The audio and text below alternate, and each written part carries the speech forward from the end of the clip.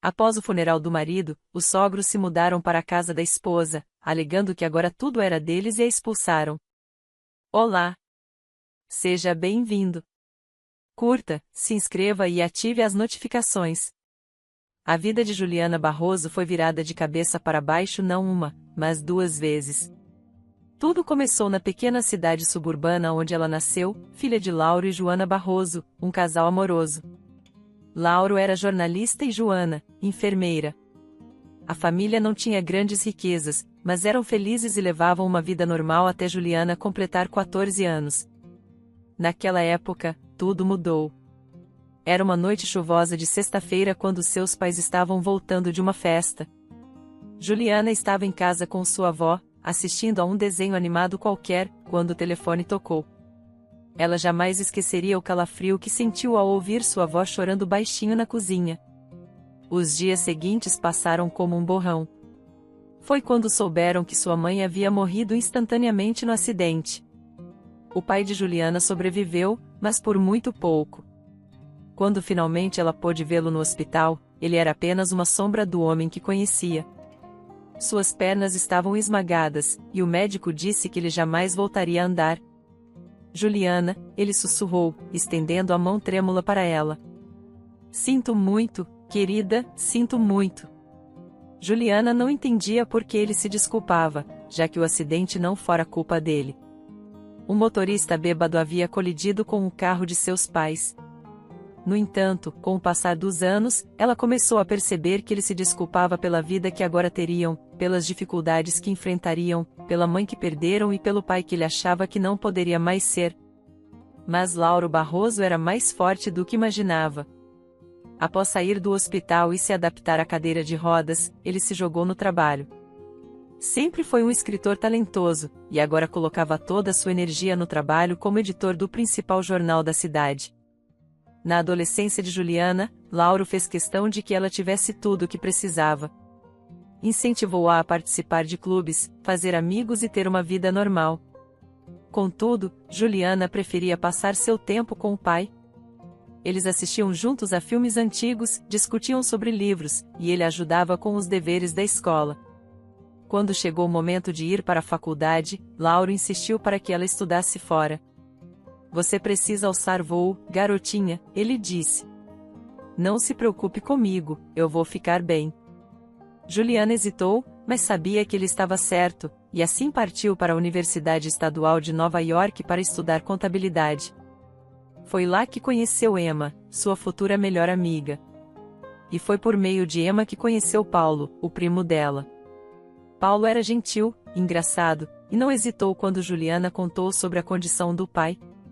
Na primeira vez que conheceu Lauro, eles se deram bem imediatamente, conectados pelo amor ao rock clássico. Algum tempo depois, Paulo disse a Juliana, seu pai é incrível, e você também, por tudo que fez por ele durante todos esses anos. Juliana tentou disfarçar, mas estava radiante por dentro. Pela primeira vez desde o acidente, ela sentiu que talvez pudesse ter uma vida normal, uma vida com amor, risadas e, quem sabe, uma família própria. Após a formatura, as coisas começaram a se encaixar. Juliana conseguiu um emprego em uma empresa local de contabilidade, enquanto Paulo começou a trabalhar como caminhoneiro.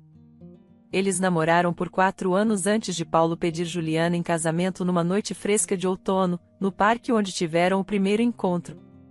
Juliana ficou emocionada, mas precisava deixar algo claro. Sim, Paulo, mas eu não posso deixar meu pai. Ele precisa de mim. Paulo sorriu e respondeu, eu não esperava nada diferente. Vamos todos morar juntos. O apartamento do seu pai é grande o suficiente para nós 3, certo?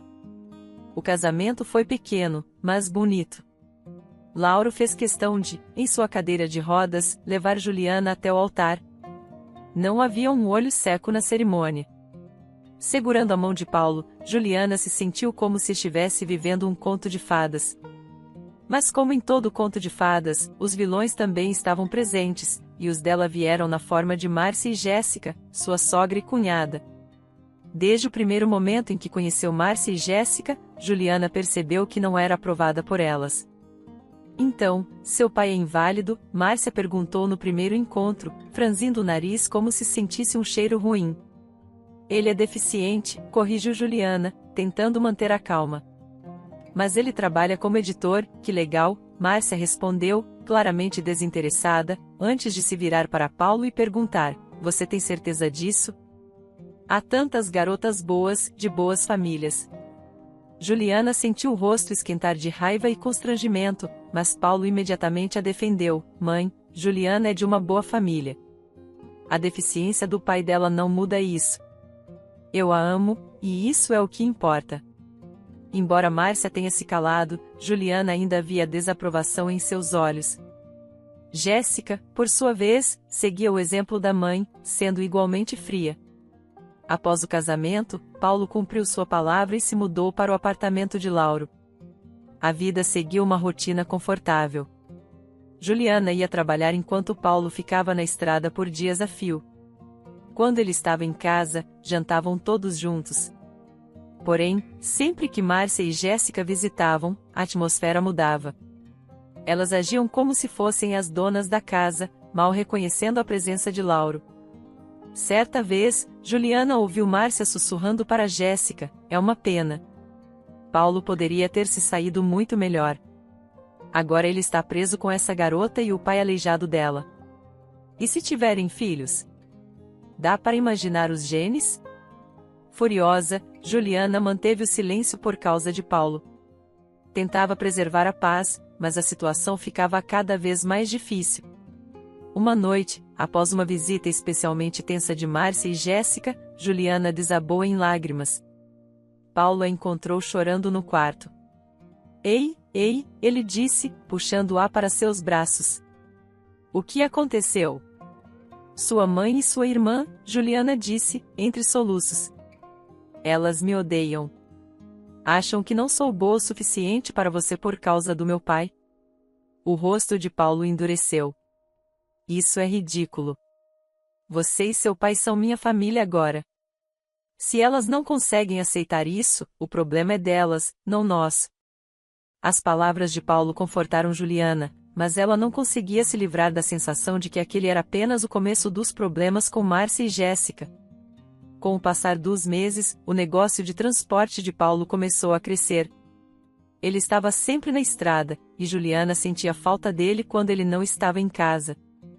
Enquanto isso, ela se concentrava no trabalho no escritório de contabilidade e passava as noites fazendo companhia para seu pai. Em uma fresca noite de outono, enquanto ajudava Lauro a se deitar, Paulo ligou. Sua voz estava cheia de empolgação. Juliana, estive pensando, disse Paulo, sua voz carregada de entusiasmo. O que acha de comprarmos uma casa? Seria mais fácil para seu pai se movimentar com a cadeira de rodas. Ele poderia passar mais tempo ao ar livre, e você poderia ter um jardim, algo para te ocupar quando eu estiver na estrada. Quanto mais ele falava, mais Juliana gostava da ideia. Ela olhou para seu pai, que estava fingindo não ouvir. O que acha, pai? Perguntou ela, colocando o telefone no viva-voz. Os olhos de Lauro brilharam. Um jardim seria bom, ele admitiu, e seria mais fácil sair de casa. Isso resolveu a questão. Nas semanas seguintes, Juliana e Paulo se dedicaram a procurar uma casa. Finalmente encontraram um lugar perfeito, uma casa espaçosa, com portas largas, um chuveiro adaptado para Lauro e um lindo quintal. Fazer uma hipoteca era assustador, mas com a renda de Paulo, a de Juliana e o aluguel do antigo apartamento de seu pai, eles conseguiram dar conta. A mudança aconteceu em um ensolarado domingo de primavera, e Juliana nunca esqueceria o olhar no rosto de seu pai enquanto ele se movia com sua cadeira pelo novo pátio. Isso é perfeito, querida, ele disse, com os olhos marejados. Obrigado. Nos meses seguintes, eles se ajustaram e começaram a transformar o lugar em um lar. Juliana plantou uma pequena horta, e Lauro passava horas do lado de fora, aproveitando o sol e o ar fresco. Era uma vida pacífica, quase perfeita. Foi então que decidiram fazer uma festa de inauguração da casa. Convidaram amigos, colegas de trabalho e, até mesmo, Márcia e Jéssica. A festa estava a todo vapor quando elas apareceram, como sempre, atrasadas de propósito. Entraram na casa olhando ao redor com uma inveja mal disfarçada. Enquanto caminhavam pelos cômodos, Juliana notou que Márcia estava pensando em algo. Quando chegaram ao quarto principal, ela se virou para Juliana com um sorriso malicioso. Sabe, Juliana, disse Márcia em voz baixa, isso aqui seria perfeito para Paulo e para mim. Por que você não manda seu pai para um asilo? Assim, eu poderia me mudar para cá. Juliana sentiu como se tivesse levado um tapa. Desculpe, conseguiu responder. Ah, não fique tão chocada, continuou Márcia. Seu pai não está bem, ele não é uma pessoa inteira, não é? Ele não precisa de todo esse luxo. Um asilo seria mais do que suficiente para alguém na condição dele.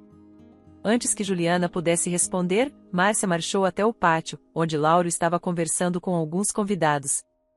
Para o horror de Juliana, Márcia pegou nas alças da cadeira de rodas de Lauro e começou a empurrá-lo em direção à garagem. Márcia, gritou Juliana, correndo atrás dela. O que você está fazendo? Se ele não vai para um asilo, pode ficar do lado de fora, zombou Márcia. Não é isso que você queria, que ele ficasse ao ar livre? Juliana tremia de raiva e descrença. Felizmente, Paulo ouviu a confusão e veio correndo. Seu rosto ficou vermelho de fúria ao ver o que sua mãe estava fazendo. Mãe, ele gritou. O que diabos você está fazendo? Solte a cadeira do Lauro agora. Márcia ficou chocada com o tom de Paulo. Mas, querido, eu só estava.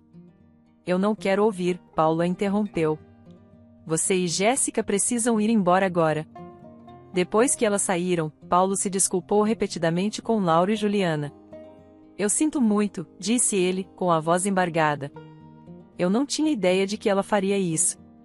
Eu sinto muito mesmo. Lauro estendeu a mão e deu um tapinha na mão de Paulo. Não é sua culpa, filho, disse-lhe gentilmente. Algumas pessoas simplesmente não conseguem entender.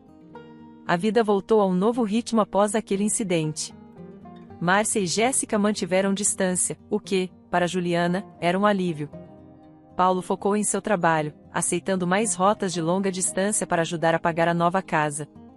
Juliana dividia seu tempo entre o trabalho no escritório de contabilidade, cuidar da casa e cuidar do pai. 4 anos passaram rapidamente. A vida deles tornou-se confortável e previsível. Paulo estava na estrada na maior parte do tempo, mas, quando estava em casa, a pequena família era feliz. A saúde de Lauro estava estável, e ele parecia contente, passando os dias no jardim ou trabalhando na edição de textos em casa. Então, veio a ligação que destruiu o mundo de Juliana. Ela estava no trabalho quando seu telefone tocou. A voz desconhecida de um homem a cumprimentou. Senhor Andrade, aqui é o oficial André, da patrulha rodoviária. O coração de Juliana afundou. Sim, conseguiu dizer com dificuldade. Lamento informar que seu marido, Paulo Andrade, sofreu um grave acidente. O restante da conversa foi um borrão. Palavras como a colisão frontal e a não sobreviveu flutuavam ao seu redor, mas ela não conseguia processá-las. Somente quando ouviu a própria voz agradecendo ao oficial e desligando o telefone, a realidade começou a se instalar. Paulo se fora. A semana seguinte foi um nevoeiro de dor e incredulidade. Juliana passou pelos movimentos de planejar o funeral como se fosse um robô, mal compreendendo o que estava acontecendo. No dia anterior ao funeral, ela reuniu coragem e ligou para Márcia. Achou que ela merecia saber sobre a morte do filho diretamente, não por meio de um obituário de jornal. Alô? A voz ríspida de Márcia respondeu. Márcia, é a Juliana, disse Juliana, com a voz trêmula. É sobre o Paulo, ele se foi. Houve um acidente. Houve silêncio do outro lado da linha, mas, para o choque de Juliana, a voz de Márcia voltou, carregada de raiva. Isto é sua culpa, sibilou Márcia. Você o fez trabalhar tanto dirigindo aquele caminhão para pagar sua casa luxuosa. Você matou meu filho.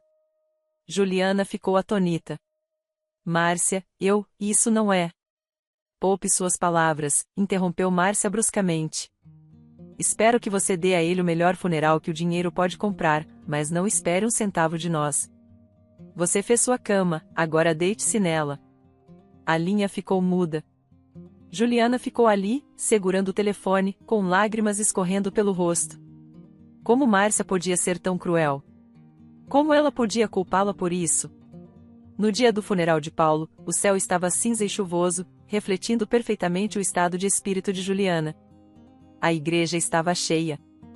Paulo era muito querido na comunidade, e parecia que metade da cidade havia comparecido para prestar suas homenagens.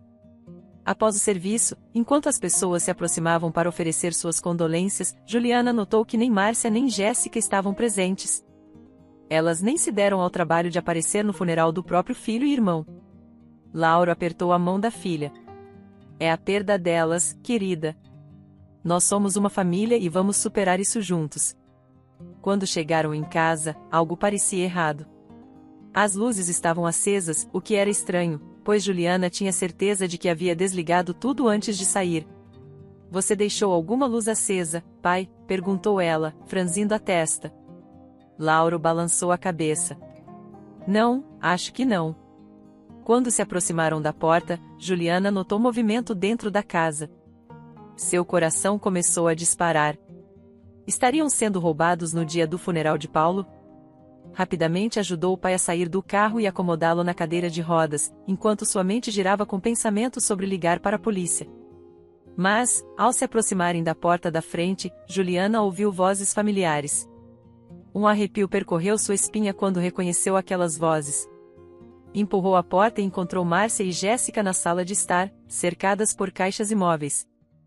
O que diabos está acontecendo aqui? Juliana exigiu, momentaneamente esquecendo seu luto diante da invasão ultrajante. Márcia se virou, exibindo uma falsa expressão de simpatia.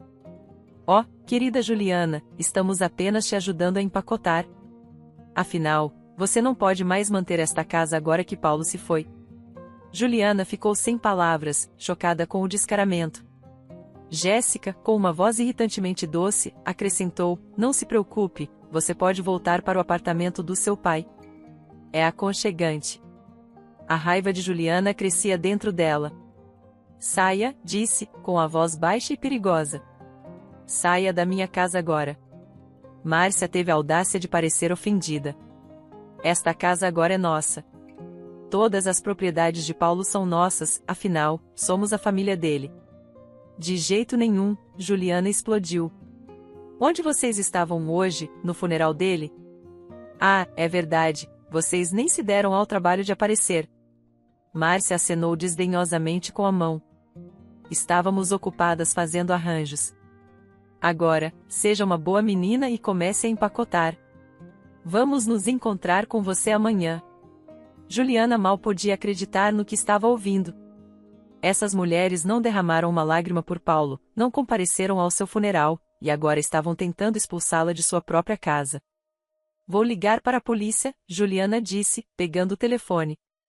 Márcia e Jéssica trocaram olhares preocupados, claramente não esperando essa reação. Agora, Juliana, Márcia começou, mas foi interrompida. Não. Vocês têm exatamente 10 minutos para sair da minha casa antes que eu chame a polícia. Esta casa é minha. Paulo e eu a compramos juntos. Vocês não têm nenhum direito de estar aqui. Talvez tenha sido o tom firme na voz de Juliana ou o fogo nos olhos dela, mas Márcia e Jéssica finalmente perceberam que tinham ido longe demais. Elas pegaram suas coisas e saíram, mas não antes de Márcia se virar e sorrir maldosamente. Isso ainda não acabou, Juliana. Você vai ouvir dos nossos advogados. Nos dias que se seguiram ao funeral, Juliana viveu um borrão de dor, ansiedade e burocracia. Ela se jogou na tarefa de resolver os assuntos de Paulo, temendo que Márcia e Jéssica tentassem tomar o que não era delas. Uma semana depois, Juliana recebeu uma ligação de um escritório de advocacia local. Seu coração disparou, temendo que fosse Márcia cumprindo sua ameaça de ação legal. Senhor Andrade, uma voz profissional perguntou. Aqui é Sérgio Torres, da Torres e Partners. Estou ligando sobre o testamento do seu falecido marido. Juliana sentiu um lampejo de esperança. Testamento? Ela não sabia que Paulo tinha deixado um. Sim, senhora. O senhor Andrade nos procurou há cerca de 5 meses. Ele pediu que entrássemos em contato no caso de seu falecimento. Juliana marcou uma reunião para o dia seguinte, confusa e ansiosa. Na manhã seguinte, ela empurrou a cadeira de rodas de seu pai até o escritório do Sr. Torres. O advogado os cumprimentou calorosamente. Senhor Andrade, Senhor Barroso, sinto muito por sua perda, disse ele, gesticulando para que se sentassem. Como mencionei ao telefone, seu marido foi claro sobre seus desejos. Juliana prendeu a respiração enquanto o advogado começava a ler. Eu, Paulo Andrade, estando em pleno uso das minhas faculdades mentais, deixo todos os meus bens para minha amada esposa, Juliana Andrade. Juliana ofegou, e a mão de seu pai apertou a dela. Isso inclui nossa casa, meu caminhão e todas as nossas economias, continuou o Sr. Torres. É meu desejo que Juliana use esses recursos para cuidar de si mesma e de seu pai, Lauro Barroso, a quem passei a amar como se fosse meu. Lágrimas escorriam pelo rosto de Juliana. Mesmo do além, Paulo estava cuidando dela e de seu pai. O Sr. Andrade também deixou uma carta para você, disse o Sr. Torres, entregando um envelope. Com as mãos trêmulas, Juliana o abriu e começou a ler. Minha querida Juliana, se você está lendo isto, significa que me fui. Sinto muito por deixar você e Lauro. Vocês dois foram a melhor coisa que me aconteceu. Fiz este testamento porque sei como minha mãe e minha irmã podem ser. Não queria te preocupar, mas precisava garantir que vocês estariam protegidos. Vocês são minha verdadeira família, Juliana. Cuidem um do outro, e saibam que sempre estarei cuidando de vocês. Com todo o meu amor, Paulo. Juliana apertou a carta contra o peito, soluçando. Seu pai também chorava ao lado dela, acariciando seu braço com carinho. Há mais uma coisa, o Sr. Torres acrescentou, após um momento de silêncio. O caminhão de seu marido estava assegurado. Dadas as circunstâncias do acidente, a seguradora pagará o valor total da apólice. Juliana fungou e perguntou, o que isso significa? Significa que você receberá uma quantia suficiente para quitar sua hipoteca e ainda mais, respondeu o advogado. Ao saírem do escritório, Juliana sentiu um peso ser tirado de seus ombros. Paulo havia garantido que eles ficariam bem. Quando estacionaram na garagem de casa, Juliana notou um carro familiar na rua. Seu coração afundou ao reconhecer o sedã elegante de Márcia. Ah, não, murmurou. O que será agora? Márcia e Jéssica estavam esperando na varanda. Desta vez, porém, Juliana não sentiu medo. Com a carta de Paulo no bolso e a força do amor dele em seu coração, ela se aproximou com firmeza. Juliana, começou Márcia, com sua voz doce e insuportável, precisamos falar sobre os bens de Paulo. Juliana encarou diretamente nos olhos. Não, Márcia, não precisamos. Paulo deixou tudo para mim, legal e oficial. Sabe por quê? Porque nós éramos a verdadeira família dele. Agora, saiam da minha propriedade. Márcia ficou sem palavras pela primeira vez. Jéssica tentou puxá-la, sussurrando, e, com um último olhar venenoso, elas entraram no carro e foram embora. As semanas que se seguiram foram cheias de tarefas. Juliana organizou os assuntos de Paulo e recebeu o pagamento do seguro, o que permitiu que ela quitasse a hipoteca da casa e ainda sobrasse uma boa quantia. Certa tarde, enquanto organizava a escrivaninha de Paulo, encontrou um pequeno caderno. Ao abri-lo, viu que era uma espécie de diário. Nas páginas, Paulo escrevia seus pensamentos e planos para o futuro. Pensando em começar um fundo universitário para nossos futuros filhos, dizia uma das anotações. Quero garantir que tenham o melhor começo na vida. O coração de Juliana apertou. Eles haviam conversado sobre ter filhos um dia, mas decidiram esperar até estarem mais estáveis financeiramente. Agora, ao ler os sonhos privados de Paulo, uma nova onda de tristeza a envolveu. Ah, Paulo, Juliana sussurrou, segurando o caderno junto ao peito. Tínhamos tantos planos. Naquela noite, ela se revirou na cama, incapaz de dormir. Seus pensamentos continuavam voltando para o diário e para o futuro que nunca teriam. Quando finalmente adormeceu, sonhou com Paulo. Ele estava sorrindo, estendendo a mão para ela. Está tudo bem, Juliana, disse-lhe no sonho. Tudo vai ficar bem. Juliana acordou na manhã seguinte com uma sensação diferente. Algo havia mudado, embora ela não soubesse exatamente o que. Enquanto se preparava para o trabalho, uma onda de náusea a atingiu, e ela mal conseguiu chegar ao banheiro a tempo. O enjoo matinal persistiu por vários dias. Inicialmente, Juliana pensou que fosse causado pelo estresse e pelo luto, mas uma pequena voz em sua mente sugeria outra possibilidade. Após uma semana, ela se viu na farmácia, encarando testes de gravidez. Com as mãos trêmulas, comprou um e correu para casa. Os 5 minutos de espera pareceram intermináveis. Quando finalmente olhou para o teste, 2 linhas azuis claras apareceram. Juliana se sentou no chão do banheiro, tomada por uma mistura de emoções, alegria, medo, tristeza e esperança, todas se entrelaçando. Juliana, a voz de seu pai ecoou do lado de fora da porta. Está tudo bem aí dentro? Ela abriu a porta, lágrimas escorrendo pelo rosto. A expressão de preocupação de seu pai mudou para alarme. O que aconteceu, querida? Ele perguntou. Com a mão trêmula, Juliana ergueu o teste de gravidez.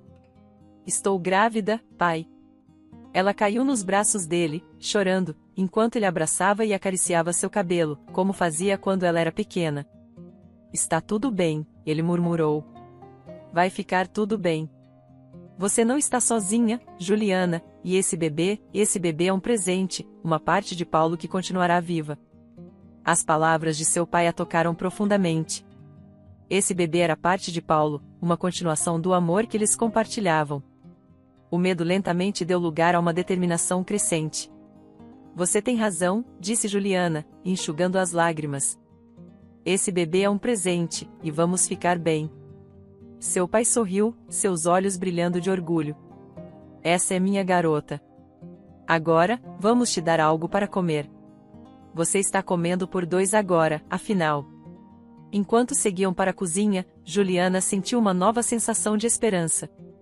O caminho à frente seria difícil, mas com seu pai ao seu lado e o filho de Paulo crescendo dentro dela, sabia que poderia enfrentar qualquer desafio. À medida que sua barriga crescia, Juliana encontrou forças que não sabia que possuía. Seu pai foi seu pilar de apoio, sempre presente com palavras gentis e uma mão amiga. Eles se adaptaram à nova rotina, ansiosamente esperando a chegada do novo membro da família. Certa tarde, enquanto cuidava do jardim que havia plantado com seu pai, Juliana ouviu um carro estacionar. Seu coração afundou ao reconhecer o sedã de Márcia. O que elas poderiam querer agora? Com uma mão repousando sobre sua barriga, Juliana caminhou até a frente da casa. Márcia e Jéssica estavam na varanda, parecendo desconfortáveis e um tanto desesperadas. Juliana, começou Márcia, sua voz sem a habitual aspereza, precisamos falar com você. Juliana ergueu uma sobrancelha, mas ficou em silêncio, esperando que Márcia continuasse. Estamos passando por dificuldades, Jéssica confessou, seus olhos nervosamente percorrendo a casa. Estávamos nos perguntando se poderíamos ficar no antigo apartamento do seu pai, só até nos recuperarmos. Juliana mal podia acreditar no que ouvia. Depois de tudo que Márcia e Jéssica haviam feito, elas ainda tinham a audácia de pedir ajuda. Sinto muito, respondeu Juliana, sua voz firme, mas calma. Isso não é possível. Eu não quero mais ter qualquer tipo de contato com vocês. Os olhos de Márcia se estreitaram ao notarem a barriga de Juliana. Seu rosto se contorceu de choque e desgosto. Você está grávida? Márcia cuspiu. Já? Sua pequena prostituta. Não acredito que você já encontrou outro homem. O corpo de Paulo nem esfriou no túmulo. Uma onda de raiva percorreu Juliana, mas ela a suprimiu. Não se deu ao trabalho de explicar que o bebê era de Paulo. Ela não queria que seu filho tivesse uma avó e uma tia como Márcia e Jéssica. Em vez disso, esboçou um pequeno sorriso, o que pareceu deixar Márcia ainda mais desconfortável. Minha vida pessoal não é da sua conta, Juliana disse calmamente.